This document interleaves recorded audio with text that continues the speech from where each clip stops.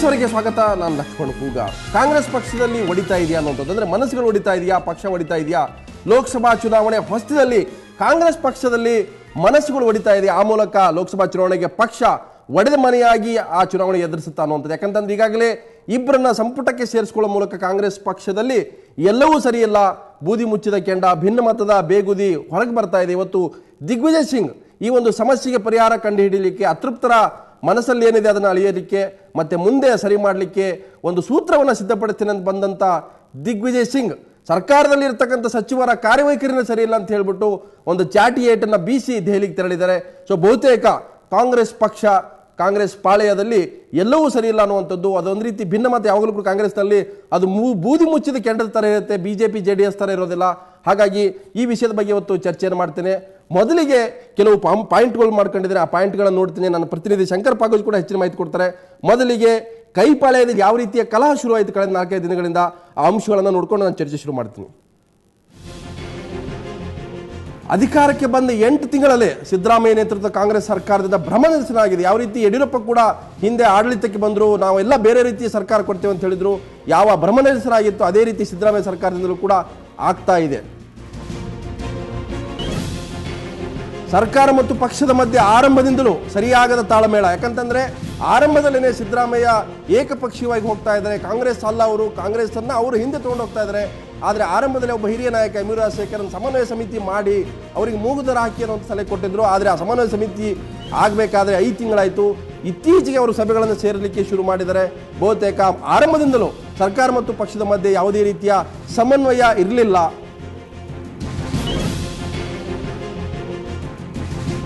ಪ್ರಾರಂಭದಲ್ಲಿ ಸಿದ್ದರಾಮಯ್ಯ CM ಆಗಿ ಪ್ರಮಾಣವಚನ ಸ್ವೀಕಾರ ಮಾಡಿದಾಗ ಏನೊಂದು ನಂಬಿಕೆ ಇತ್ತು ಹೈಕಮಾಂಡ್ಗೆ ಸಿದ್ದರಾಮಯ್ಯ ಅವರ ಮೇಲೆ, ಈಗ ಆ ನಂಬಿಕೆ ಕಮ್ಮಿ ಆಗ್ತಾ ಇದೆ. ಕಾಂಗ್ರೆಸ್ ಪಕ್ಷ ಸಿದ್ದರಾಮಯ್ಯ ಅವರ ಕೈಯಲ್ಲಿ ಇತ್ತು ಅನ್ನುವ ಭಾವನೆ ಬಂದಿತ್ತು ಕಾಂಗ್ರೆಸ್ನ ಮೂಲ ನಿವಾಸಿಗಳಿಗೆ. ಈಗ ಹೈಕಮಾಂಡ್ ನಿಯಂತ್ರಣದಲ್ಲಿ ಸಿದ್ದರಾಮಯ್ಯ ಇದ್ದಾರೆ ಅನ್ನೋ ಒಂದು ಸೂಚನೆ ಬಂದಿದೆ. ಸಿದ್ದರಾಮಯ್ಯ ಸಂಪುಟದಲ್ಲಿ ಅಸಮರ್ಥ ಸಚಿವರಿದ್ರೂ ಮೌಲ್ಯಮಾಪನಕ್ಕೆ ಯಾಕೆ ಸಿದ್ದರಾಮಯ್ಯ ಹೆದರ್ತಾ ಇದ್ದಾರೆ? ಅಂತ ಸಚಿವರನ್ನ ಕೈ ಬಿಡಿ ಅಂತ ಈಗಾಗಲೇ ಹಿರಿಯ ಶಾಸಕರಂತ ಮಾಲಿಕ ಗುತ್ತೇದಾರ್ ಇರ್ಬೋದು, ಅನೇಕರು ಕೂಡ ಅಂತ ಒಂದು ಅಪಸ್ವರನ್ನು ಎತ್ತಿದ್ದಾರೆ. ಅಂಥವರನ್ನ ಕೈ ಬಿಡಿ. ಇವತ್ತು ದಿಗ್ವಿಜಯ್ ಸಿಂಗ್ ಕೂಡ ಸಮನ್ವಯ ಸಮಿತಿ ಸಭೆಯಲ್ಲಿ ಅಸಮರ್ಥರು, ಸರ್ಕಾರಕ್ಕೆ ಪಕ್ಷಕ್ಕೆ ಮುಜುಗರ ತರುವಂಥ ಕೆಲಸವನ್ನು ಮಾಡ್ತಾ ಇದ್ದಾರೆ, ಅಂಥವ್ರನ್ನ ಸರಿ ಮಾಡಿ ಅನ್ನುವಂಥ ಮಾತನ್ನು ಕೂಡ ಹೇಳಿದ್ದಾರೆ. ಪ್ರಭಾವ ಮತ್ತು ಲಾಬಿ ನಡೆಸುವವರಿಗೆ ಮಾತ್ರ ಕಾಂಗ್ರೆಸ್ ಪಕ್ಷದ ಸ್ಥಾನಮಾನ ಅನ್ನುವ ಆರೋಪ ಈಗಲೂ ಕೂಡ ಬಲವಾಗಿದೆ. ಯಾರು ಹೈಕಮಾಂಡ್ನಲ್ಲಿ ತಮಗೆ ಬೇಕಾದಂಥ ನಾಯಕರನ್ನ ಒಂದು ರೀತಿ ನಂಬಿಸ್ತಾರೆ, ಓಲೈಸ್ತಾರೆ, ಅವರಿಗೆ ಯಾವುದ್ಯಾವುದೇ ರೀತಿಯ ಅನುಕೂಲಗಳಾಗುತ್ತೋ ಅಂಥವರಿಗೆ ಮಾತ್ರ ರಾಜ್ಯ ಸರ್ಕಾರದಲ್ಲಿರ್ಬೋದು ಪಕ್ಷದ ಸ್ಥಾನಮಾನ ಸಿಗುತ್ತೆ ಅನ್ನೋಂಥ ಆರೋಪ ಇದೆ. ಅದು ಈಗಲೂ ಕೂಡ ಆರೋಪ ಆಗಿದೆ. ಸಂಪುಟ ವಿಸ್ತರಣೆ ಮಾಡುವ ಮೂಲಕ DK ಶಿವಕುಮಾರ್ ಮತ್ತು ರೋಷನ್ ಬೇಗ್ ಅವರನ್ನು ಕಾಂಗ್ರೆಸ್ ಸೇರಿಸಿಕೊಂಡ್ರು. ನಂತರ ಕಾಂಗ್ರೆಸ್ ಪಕ್ಷದಲ್ಲಿ ಅದು ಈಗ ಅಸಮಾಧಾನ ಕೆಡೆ ಮಾಡಿದೆ, ಬೂದಿ ಮುಚ್ಚಿದ ಕೆಂಡದಂಥ ವಾತಾವರಣ ಸೃಷ್ಟಿಯಾಗಿದೆ. ಸೊ ಬಹುತೇಕ ಇದು ಮುಂದಿನ ದಿನಗಳಲ್ಲಿ ಯಾವ ಸ್ವರೂಪ ಪಡ್ಕೊಳ್ಳುತ್ತೆ ಕಾಂಗ್ರೆಸ್ ಪಕ್ಷದ ಬೆಳವಣಿಗೆಗಳನ್ನು ನೋಡಿದ್ರೆ ಗೊತ್ತಾಗುತ್ತೆ ಮುಂದೆ. ಲೋಕಸಭೆ ಚುನಾವಣೆ ಸೋತ್ರೆ ಸಿದ್ದರಾಮಯ್ಯ CM ಕುರ್ಚಿಗೆ ಕುತ್ತು ಅನ್ನುವಂಥ ಒಂದು ಸಂದೇಶ ಕೊಡಿದೆ. ಯಾಕಂತಂದ್ರೆ ಸಿದ್ದರಾಮಯ್ಯ ಈಗ 8 ತಿಂಗಳ ಆಡಳಿತವನ್ನು ಪೂರೈಸಿದರೆ, ಆದರೆ ದೊಡ್ಡ ಅಗ್ನಿ ಪರೀಕ್ಷೆ, ಅದು ಸತ್ವ ಪರೀಕ್ಷೆ ಕಾಂಗ್ರೆಸ್ ಪಕ್ಷ ಯಾವತ್ತೂ ಕೂಡ ಕೋಲು ಕೊಟ್ಟು ನೋಡುತ್ತೆ ಯಾವ ರೀತಿಯಾದಂಥ ಒಂದು ಆಡಳಿತ ನಡೆಯುತ್ತೆ ಅನ್ನೋದು. ಬಹುತೇಕ ಲೋಕಸಭಾ ಚುನಾವಣೆ ಬಂದಾಗ, ಚುನಾವಣೆ ಫಲಿತಾಂಶ ಬಂದಾಗ ಸಿದ್ದರಾಮಯ್ಯ ಭವಿಷ್ಯ ಕೂಡ ನಿರ್ಧಾರ ಆಗುತ್ತೆ.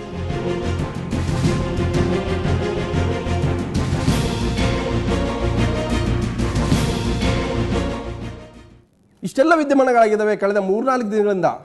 ಕಾಂಗ್ರೆಸ್ನ ಹಿರಿಯ ಶಾಸಕರು, ಮಾಜಿ ಮಂತ್ರಿಗಳಂತ KB ಕೋಳಿವಾಡ್ ಇರ್ಬೋದು, ಮಾಲಿಕ ಗುತ್ತೇದಾರ್ ಇರ್ಬೋದು, ಹೀಗೆ AB ಮಾಲಕರೆಡ್ಡಿ ಇರ್ಬೋದು, ಬಸವರಾಜ ರೆಡ್ಡಿ ಇರ್ಬೋದು, ಅನೇಕರು ತಮ್ಮದೇ ಆದಂಥ ಪಕ್ಷದ ಒಂದು ಸೀನಿಯರಿಟಿ ಮತ್ತು ಗೆದ್ದು ಬಂದಂಥ ಒಂದು ಎಲಿಜಿಬಿಲಿಟಿ ಇವೆಲ್ಲವನ್ನೂ ಕೂಡ ಇಟ್ಕೊಂಡು ಒಬ್ಬ ಸಮರ್ಥವಾಗಿ ನಾವು ಕೂಡ ಯಾಕೆ ಸಚಿವರಾಗಿ ಕೆಲಸ ಮಾಡೋಕ್ಕಾಗೋದಿಲ್ಲ, ನಮಗೂ ಕೂಡ ಒಂದು ಅವಕಾಶ ಕೊಡಿ, ಈ ರೀತಿ ಪಕ್ಷ ತೀರ್ಮಾನಗಳನ್ನು ಕೈಗೊಳ್ತಾ ಹೋದರೆ ಮುಂದೆ ಪಕ್ಷಕ್ಕೆ ಅಪಾಯ ಇದೆ. ಲೋಕಸಭಾ ಚುನಾವಣೆಯಲ್ಲಿ ತಾವು ಎಲ್ಲವನ್ನೂ ಕೂಡ ನೋಡ್ತೀರಿ. ಈ ರೀತಿ ಪ್ರಾದೇಶಿಕ ತಾರತಮ್ಯ ಮಾಡಬೇಡಿ, ಯಾವ ಜಿಲ್ಲೆಗಳಿಗೆ ಅವಕಾಶ ಕಲ್ಪಿಸಬೇಕು ಅದನ್ನು ಮಾಡಿ, ಸೀನಿಯಾರಿಟಿ ಕೂಡ ಬದಿಗೊತ್ತಬೇಡಿ ಅನ್ನುವಂಥ ಮಾತುಗಳನ್ನು ಹೇಳಿದ್ದಾರೆ. ಯಾರ್ಯಾರು ಏನೇನು ಹೇಳಿದ್ದಾರೆ, ಇವತ್ತು ಸಮನ್ವಯ ಸಮಿತಿ ಸಭೆಯಲ್ಲೂ ಕೂಡ ಅನೇಕ ಅಂಶ ಪ್ರಸ್ತಾಪ ಆಗಿದೆ. ನಂತರ ದಿಗ್ವಿಜಯ್ ಸಿಂಗ್ ಕೂಡ ಮಾತಾಡಿದ್ದಾರೆ, ಪರಮೇಶ್ವರ್ ಕೂಡ ಮಾತಾಡಿದ್ದಾರೆ. ಸೊ ಯಾರ್ಯಾರು ಏನೇನು ಮಾತಾಡಿದ್ದಾರೆ ಬಂದು ನೋಡೋಣ. ಇದನ್ನೆಲ್ಲ ಪಕ್ಷದವ್ರು ಅರ್ಥ ಮಾಡ್ಕೋಬೇಕು. ಈ ಕೋಳಿವಾಡ್ರು, ನಾವು ಮಲ್ಕರೆಡ್ಡಿಯವರು ನಾವು ಪಕ್ಷದಲ್ಲಿ ಇದ್ದೇವೆ ಅಂದರೆ ಆ ಪಕ್ಷಕ್ಕೆ ಒಂದು ಬೆಂಬಲ. ಕೆಲವು ವ್ಯಕ್ತಿಗಳಿಗೆ ಪಕ್ಷ ಇಲ್ಲ ಅಂದರೆ ಅವ್ರು ಜೀರೋ. ಇಲ್ಲಿ ಒಬ್ಬೊಬ್ಬರು ತಮ್ಮ ಆತ್ಮಾವಲೋಕನ ಮಾಡ್ಕೋಬೇಕಾಗಿದೆ. ಈಗ ನಾವು ಪಕ್ಷ ಗೆಲ್ಲಬೇಕು, ನಾಳೆ ಪಾರ್ಲಿಮೆಂಟ್ ಸೀಟ್ ಗೆಲ್ಲಬೇಕು. ಪಾರ್ಲಿಮೆಂಟ್ ಸೀಟ್ ಗೆಲ್ಲಬೇಕಾದ್ರೆ ನಾವು ಯಾರಿಗೆ ಏನು ಸ್ಥಾನ ಕೊಡಬೇಕು, ಯಾರನ್ನು ವಿಶ್ವಾಸದಿಂದ ತೊಗೋಬೇಕು ಅನ್ನೋದು ವಿಚಾರ ಅವ್ರು ಮಾಡಬೇಕು. ನಿಮ್ಮ ಮಂತ್ರಿಗಳಲ್ಲಿ ಇರ್ತಕ್ಕಂಥ ಕೆಲವು ಜನರು ಅಸಮರ್ಥಕರ, ಕೆಲವರು ಕಿವಿ ಕಾಣಲ್ಲ, ಕಿವಿ ಕೇಳಿಸಲ್ಲ, ಕಣ್ಣು ಕಾಣಲ್ಲ, ಸರಿಯಾಗಿ ಕ್ವಶನ್ಗೆ ಆನ್ಸರ್ ಮಾಡಲ್ಲ. ಸೊ ಇಂಥವ್ರಿಗೆಲ್ಲ ಸರಿಯಾದವರಿಗೆ ಒಂದು ಅನುಭವ ಇರ್ತಕ್ಕಂಥವ್ರಿಗೆ ಇದು ಅವಕಾಶ ಸ್ವಲ್ಪ ವಿಚಾರ ಮಾಡ್ಬೇಕು. ಯಾರ್ಯಾರು ಇಲ್ಲಿ ಸಮರ್ಥರ, ಯಾರಿಗೆ ಇಲ್ಲಿ ಅವಕಾಶ ಕೊಡಬೇಕು, ಅದನ್ನೆಲ್ಲ ಬಿಟ್ಟು ಇವರು ಬರೀ ಡೆಲ್ಲಿ ಹೋಗಿ ಯಾರು ಅಲ್ಲಿ ಅವರು ಸುತ್ತಾಡಿ ಬರ್ತಾರೆ, ಲಾಬಿ ಮಾಡ್ತಾರೆ, ಅವರಿಗೆ ಸ್ಥಾನ ಕೂಡ ಸರಿಯಲ್ಲ.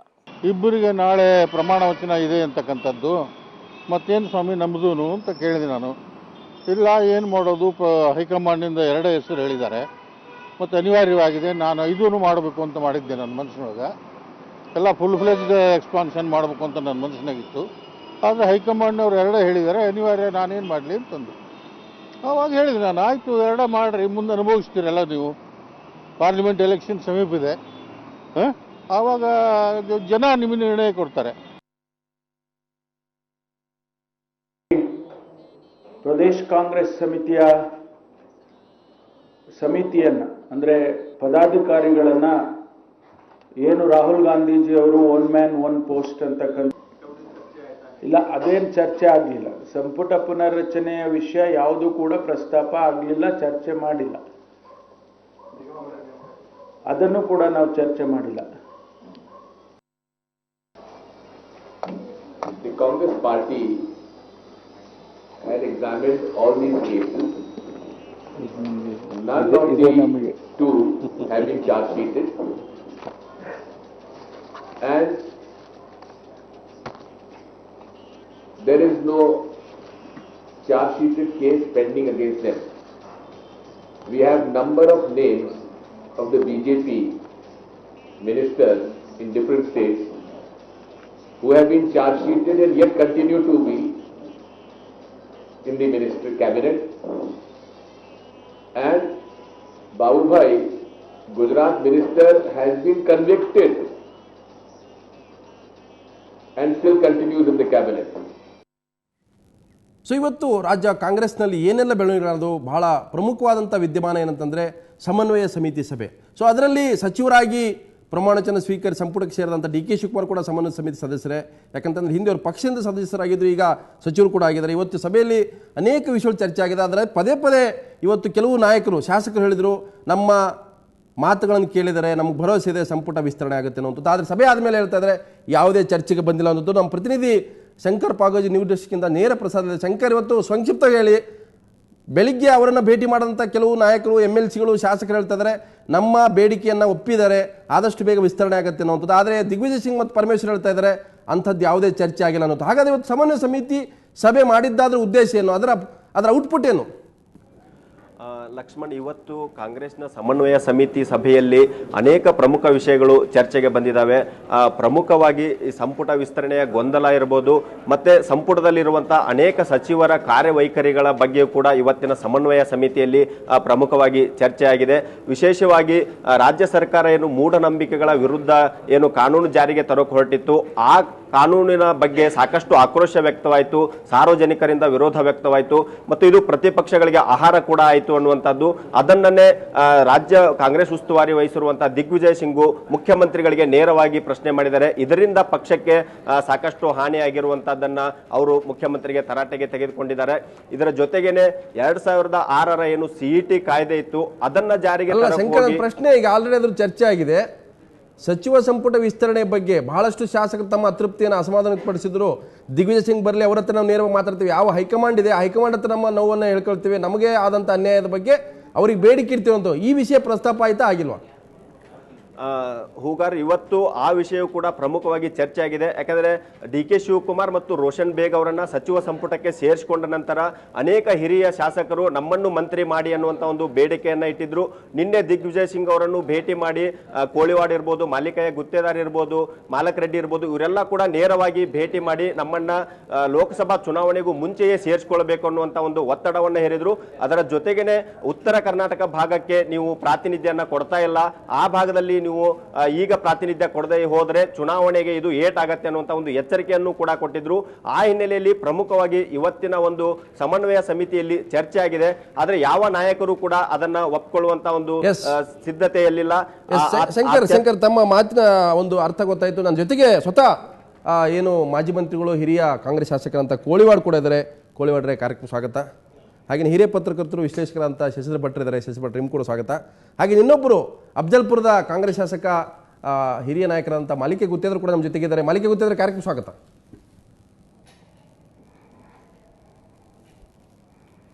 ನಮಸ್ಕಾರ.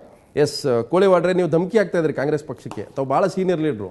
ನೋಡ್ರಿ, ನಮ್ಗೆ ಮಂತ್ರಿ ಕೊಡಲಿಲ್ಲ ಅಂದರೆ ಲೋಕಸಭಾ ಚುನಾವಣೆಯಲ್ಲಿ ಫಲಿತಾಂಶ ನೋಡ್ರಿ, ನಾವೇನು ಕೆಲಸ ಮಾಡಲ್ಲ ಅನ್ನೋ ಥರ ಮೆಸೇಜ್ ಕಳಿಸ್ತಾರೆ. ಅಂದರೆ ಕಾಂಗ್ರೆಸ್ನಲ್ಲಿ ಮನಸ್ಸುಗಳು ಹೊಡೆದಿದ್ದಾವೆ, ಪಕ್ಷ ಹೊಡೆದು ಗೊತ್ತಿಲ್ಲ. ಆದರೆ ಎಲ್ಲೊಂದು ಕಡೆ ಕೋಳಿವಾಡ್ರಂಥವ್ರು, ಮಾಲಿಕೆ ಗುತ್ತೇದಾರಂಥವ್ರು, ತಾವು 5-6 ಬಾರಿ ಗೆದ್ದಂಥವ್ರು, ಕಾಂಗ್ರೆಸ್ನಲ್ಲಿ ತಾವು ಒಂದು ರೀತಿ ಧಮಕಿ ಆಗ್ತಾಯಿದ್ರಿ. ಧಮಕಿ ಹಾಕ್ತಾ ಇದ್ದೀರಿ ಅಂತಕ್ಕಂಥದ್ದು ನಾನು ಒಪ್ಪೋದಿಲ್ಲ. ಆದರೆ ನಮ್ಮನ್ನು ಮಂತ್ರಿ ಮಾಡಿರಿ ಅಂತ ಒತ್ತಾಯವನ್ನು ಮಾತ್ರ ನಾವು ಎಲ್ಲ ರೀತಿಯಿಂದಲೂ ಒತ್ತಾಯ ಮಾಡ್ತಾಯಿದ್ದೇವೆ.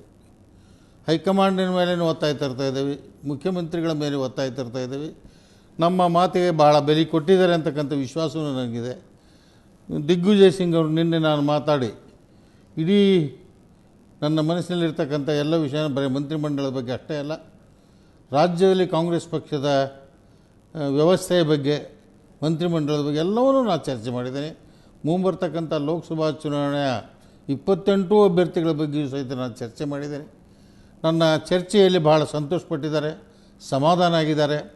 ನನಗೆ ವಿಶ್ವಾಸ ಇದೆ ದಿಗ್ವಿಜಯ್ ಸಿಂಗ್ ಅವರು ಅತಿ ಶೀಘ್ರದಲ್ಲೇ ಮಂತ್ರಿಮಂಡಲದ ವಿಸ್ತರಣೆ ಖಂಡಿತ ಮಾಡ್ತಾರೆ. ಪರಮೇಶ್ವರ್ ಹೇಳ್ತಾರೆ ದಿಗ್ವಿಜಯ್ ಸಿಂಗ್ ಅದ್ರ ಬಗ್ಗೆ ಡಿಸ್ಕಷನ್ ಆಗಿಲ್ಲ, ಚರ್ಚೆ ಆಗಿಲ್ಲ. ಚರ್ಚೆ ಆಗಿರಲಿಕ್ಕಿಲ್ಲ. ಸಮನ್ವಯ ಸಮಿತಿಯಲ್ಲಿ ನನಗೆ ಗೊತ್ತಿಲ್ಲ, ನಾನು ಮೆಂಬರ್ ಅಲ್ಲ. ಬಟ್ ವಿಶ್ವಾಸ ಇದೆ ನಮಗೆ, ಸಮನ್ವಯ ಸಮಿತಿಯಲ್ಲಿ ಮಾತಾಡದೇ ಇರಲಿ.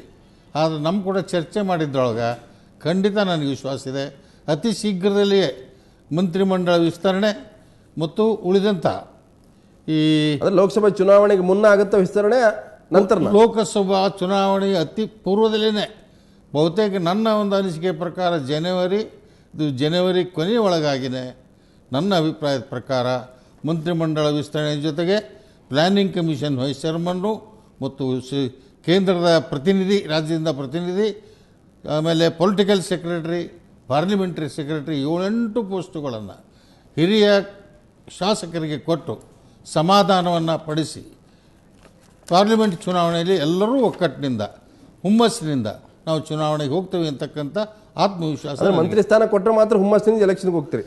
ನಾವು ಹುಟ್ಟ ಕಾಂಗ್ರೆಸ್ಸಿಗರು ಕೊಡಬೇಕು. ಹುಟ್ಟ ಕಾಂಗ್ರೆಸ್ಸಿಗರು ಮಾತಾಡೋ ಭಾಷೆ ಅಲ್ಲ ನಿಮ್ಮದು. ಕೇಳಿ, ನಾವು 1969ರಿಂದ ಇವತ್ತಿನವರೆಗೂ ಸಹಿತ ನಾವು ಕಾಂಗ್ರೆಸ್ನಲ್ಲಿದ್ದು ಕಾಂಗ್ರೆಸ್ಸಿನ 7 ಬೀಳುಗಳಲ್ಲಿ ನಾವು ಭಾಗಿಗಳಾಗಿದ್ದೇವೆ. ಅಧಿಕಾರ ಸಿಗದೇ ಇದ್ದ ತಕ್ಷಣ ಕಾಂಗ್ರೆಸ್ಗೆ ವಿರೋಧ ಮಾಡ್ತೀವಿ ಅಂತಕ್ಕಂಥದ್ದು ಮಾತ್ರ ಎಂದೂ ಸಾಧ್ಯ ಇಲ್ಲ. ಯಾಕಂದರೆ ನಾನು ಮಾಲಿಕೆ ಗುತ್ತೇದಾರ್ ಹೇಳಿಕೆ ನೋಡ್ತೀನಿ ಮತ್ತು ಮುಂದಿನ ಚರ್ಚೆ ಮಾಡ್ತೀನಿ. ಅವ್ರು ಹೇಳ್ತಾ ಇರ್ತಕ್ಕಂಥದ್ದು ಬಹುತೇಕ ಕಾಂಗ್ರೆಸ್ಸು ಕೆಲವ್ರಿಗೆ ಬೇಕೇ ಬೇಕು, ಆದರೆ ನಮಗೆ ಕಾಂಗ್ರೆಸ್ ಬೇಕಾಗಲ್ಲ. ಯಾಕಂದರೆ ನಾವು ಗೆಲ್ಲಬೇಕಾದ್ರೆ ನಾವು ಸ್ವಂತ ಶಕ್ತಿಯಿಂದ ಗೆಲ್ತೀವಿ ಅನ್ನೋಂಥದ್ದು ಬಹುತೇಕ ಆ ರೀತಿ ಮಾತುಗಳು ಕೂಡ ಕಾಂಗ್ರೆಸ್ಗೆ ಒಂದು ರೀತಿ ಎಚ್ಚರಿಕೆ ಗಂಟೆ. ನಾನು ಮತ್ತೆ ಚರ್ಚೆ ಮಾಡ್ತೀನಿ, ಶಶಿಧರ ಭಟ್ರ ಜೊತೆ ಚರ್ಚೆ ಮಾಡ್ತೀನಿ. ಅದಕ್ಕಿಂತ ಮೊದಲು